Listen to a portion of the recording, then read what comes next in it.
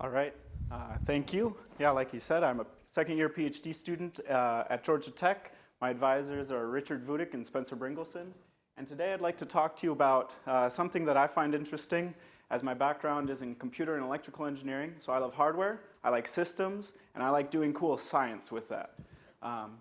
However, I have this perception, maybe it's true, maybe it's false, that HPC science is being able to get less of a free lunch from the massive amounts of innovation and improvements that are coming from massive AI spending in hardware. So this is motivated by that. Specifically, I'm analyzing sparse matrix vector products as my kernel under test. Why is that? Because it's a large portion of runtimes for both HPC and AI applications. Regarding their utilization specifically in HPC, here's a motivating example from an algebraic multigrid method showing that roughly 80% of any given solution or a solve phase is comprised of the sparse matrix vector products. In LLMs, the attention can be calculated or derived based on combinations of sparse matrix vector products. So analyzing sparsity, because that's more interesting, and my one advisor is an expert in sparsity. At one limit, SpMV basically reduces down to a single operation. This is probably most efficiently executed on an ALU-like efficient hardware implementation. I live in GPU-centric things, which is currently dominated by NVIDIA hardware, so we'll call that a CUDA core. On the other limit of sparsity is fully dense hardware, which probably has enough operations where it's amenable to hardware acceleration. Specifically for matrix-matrix multiplication, there are these tensor core units. However, some people have recently started adapting them to matrix vector products.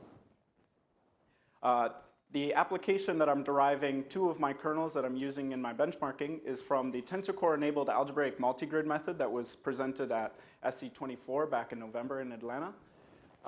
And I used their CUDA core implementation and their tensor core implementation. So when executing sparse matrix vector products within these kernels, it's either entirely using CUDA cores or entirely using tensor cores. And both of these kernels rely on a block sparse matrix representation where it operates on essentially 4x4 subblocks. So I altered the sparsity by altering the number of non-zero elements in each 4x4 subblock of that matrix. And I generated a large enough matrix so that these quantities were meaningful, and a lot of people care about runtime, but I also care about the negative impacts that computing has on the world, so thinking a little bit more about energy efficiency, energy to solution, and I'm not going to draw a ton of conclusions from this. You can come talk to me about some of the limitations of analyzing the algebraic multigrid kernels and why they're maybe not the best micro-benchmarking kernels for this work, but I did just want to highlight in the upper right-hand corner, if your matrices are quite sparse and you're dispatching to the optimized QSparse library, yeah, it's going to be more efficient.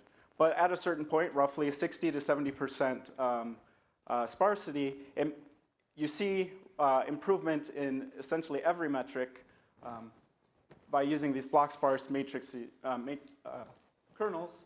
And also, an interesting thing observed was that in terms of both runtime and energy to solution, the CUDA core implementation was much better. And you can talk to me more about why maybe this is the case for sparse matrix vector problems. And there's a lot more interesting work being done on using tensor cores for maybe non-traditional applications of them because they are subsuming a larger area and total proportion of the GPU die.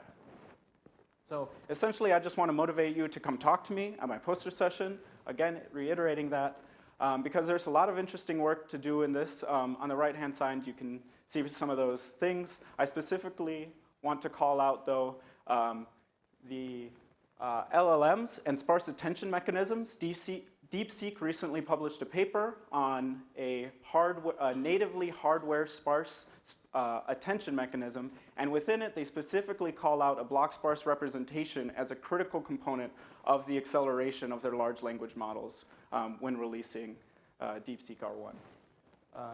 So with that, I'll leave up my contact information, and again, come to the poster session. Thank you. Excellent. Thank you, Max. Good job.